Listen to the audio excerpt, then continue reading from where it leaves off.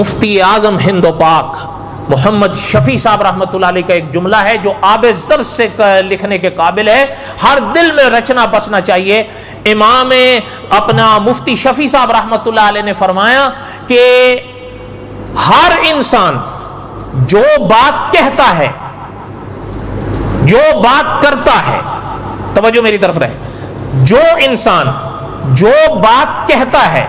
جو بات کرتا ہے، اس کو یہ بات مان لینی چاہیے کہ مجھے ایک دن آئے گا اور ایسی عدالت آئے گی جس میں میں نے اپنے اس قول کا یا اپنے اس فعل کا ثبوت پیش کرنا ہے۔ وہ عدالت اس دنیا میں آ جائے تب بھی، اور اگر اس دنیا میں نہ آئے تو پھر اس دنیا میں۔ انسان جو بات کہے گا اس کو ثابت کرنا پڑے گا۔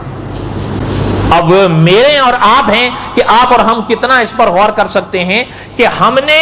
اور آپ نے اس بات کو کہاں تک سمجھنا ہے۔